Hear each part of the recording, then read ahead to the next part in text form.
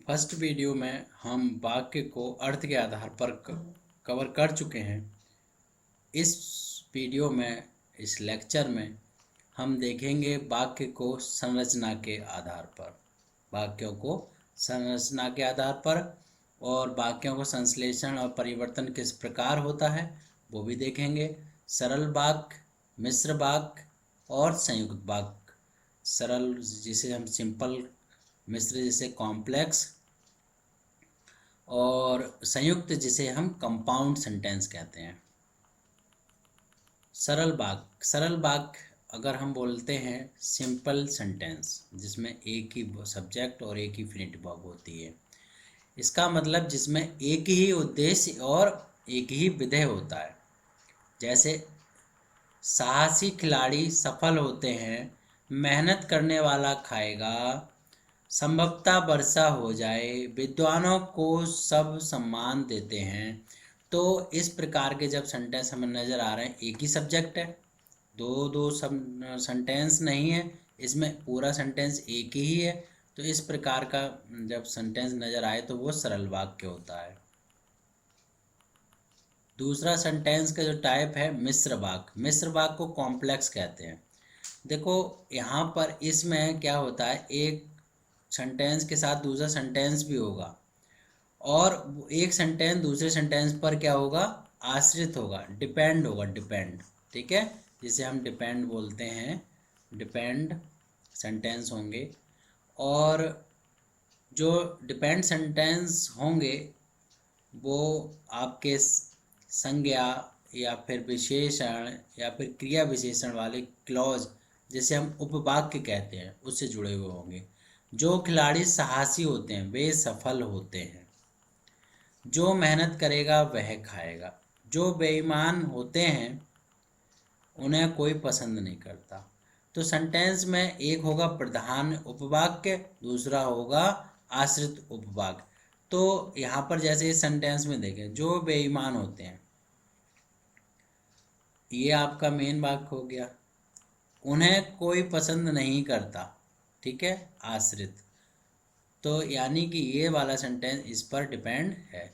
मैं नहीं जानता कि उसका जन्म कहाँ हुआ है, तो यहाँ पर ये देख रहे हैं उसका जन्म कहाँ हुआ है, मैं नहीं जानता, तो ये आपका क्या हुआ, मेन क्लॉज, प्रधान वाक्य।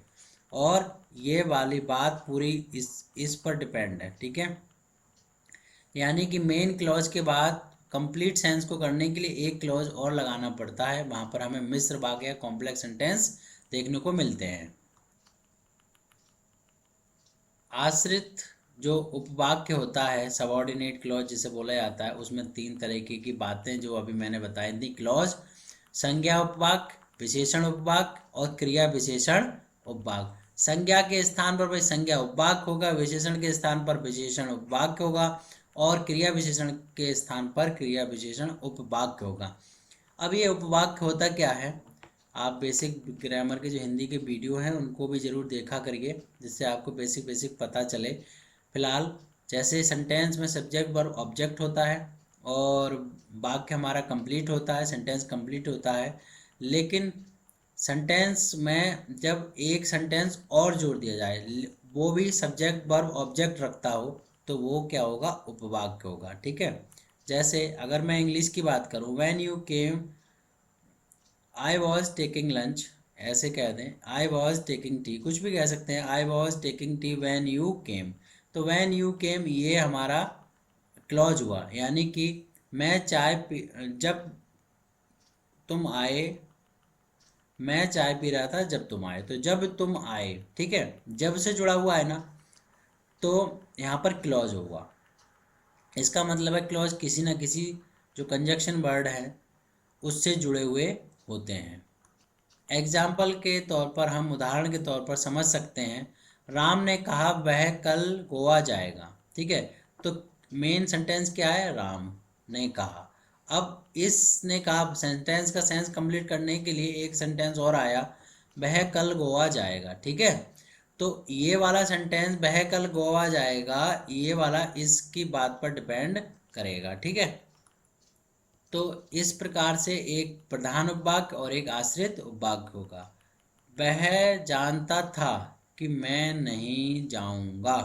ठीक है, इस प्रकार से हमने देखा कि प्रधान उपवाक्य और आश्रित उपवाक्य। ठीक है, वो क्या जानता था, आगे सेंटेंस का मीनिंग चाहिए कि मैं नहीं जाऊंगा। ठीक है, इस प्रकार से प्रधान और आश्रित उपवाक्य होते हैं। विशेषण उपवाक्य, जब जो सेंटेंस का डिपेंडेंट या आश्रित वाक्य है वो या प्रधान उपवाक्य की किसी सर्वनाम या संज्ञा के बारे में विशेषता बताते हैं। देखो ऐसे, यह वही लड़का है जो दौड़ में प्रथम आया, तो उसकी क्वालिटी यानी विशेषण पता चल रहा है। इस लड़के की क्वालिटी यानी कि विशेषण क्या है, दौड़ में प्रथम आना।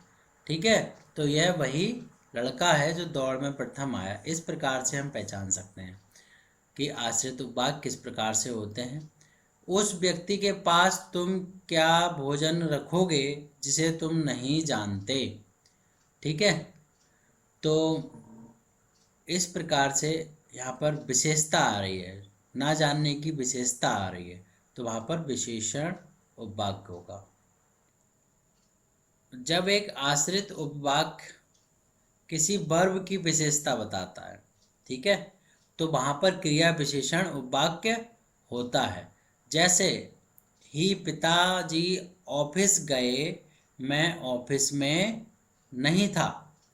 तो ये वाला जो सेंटेंस है, ये मैं ऑफिस में नहीं था, तो ये आपका जो सेंटेंस है ये आपका मेन क्लॉज हुआ, यानी कि इसको बोलेंगे हम प्रधान उपवाक्य, प्रधान उपवाक्य। ठीक है, और दूसरा जो है, जैसे ही पिताजी ऑफिस गए मैं ऑफिस में नहीं था, तो ये सबऑर्डिनेट क्लॉज हुआ। तो इस प्रकार से यहाँ पर पता चलता है कि क्रिया विशेषण यानी कि टाइम की बात करी गई है। ठीक है, स्थान की बात करी जाए, मैनर की बात करी जाए, तो वहाँ पर क्रिया विशेषण होता है। तो एक सेंटेंस जैसे ये लिखा है, जहाँ ना पहुँचे रवि वहाँ पहुँचे कभी।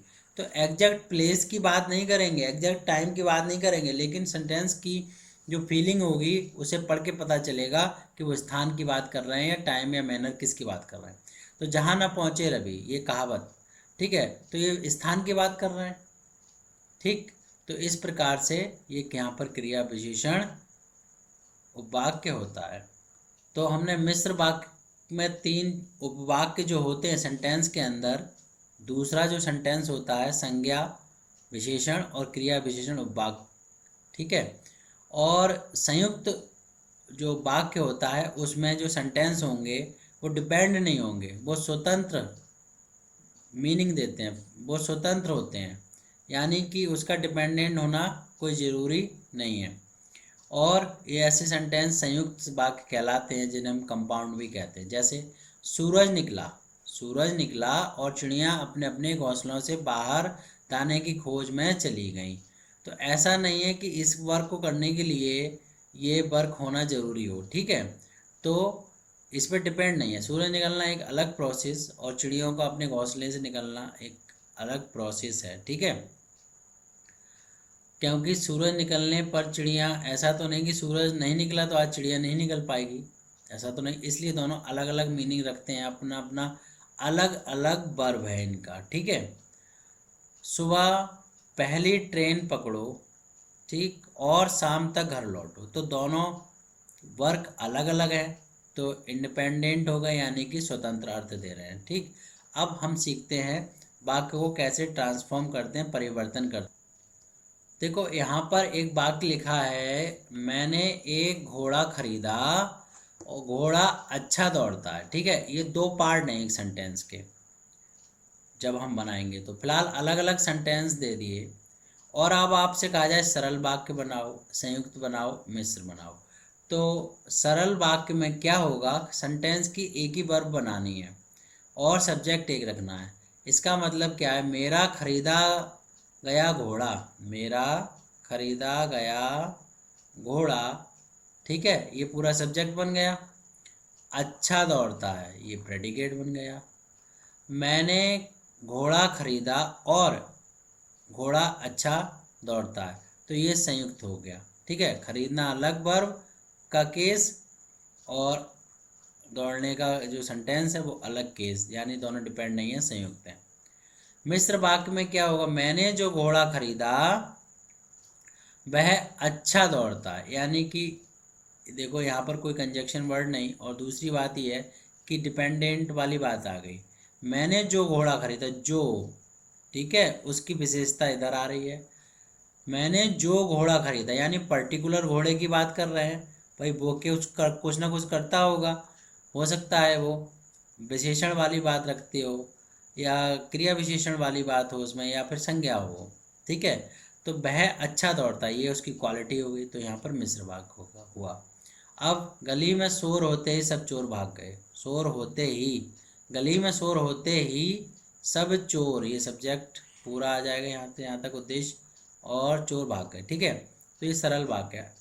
इस प्रकार से हम सेंटेंस को अगर कहें कि सरल को अब संयुक्त में बदलो, गली में शोर हुआ और सब चोर भाग गए। ठीक है, कंजक्शन वर्ड से यानी कि जोड़ा हमने इसको, संयोजक वर्ड। जैसे ही गली में शोर हुआ, जैसे ही गली में शोर हुआ सब चोर भाग गए, और ये मिश्र वाक्य है, इंडिपेंडेंट। तो यहाँ पर जैसे ही शोर नहीं होता तो चोर नहीं भागते, इसका मतलब जैसे ही शोर हुआ तभी चोर भागे हैं। इसका मतलब इस प्रकार के सेंटेंस जो होते हैं जिसमें हम डिपेंडेंट बनाएंगे, उसको बनाने का आधार भी हमें ध्यान रखना पड़ेगा।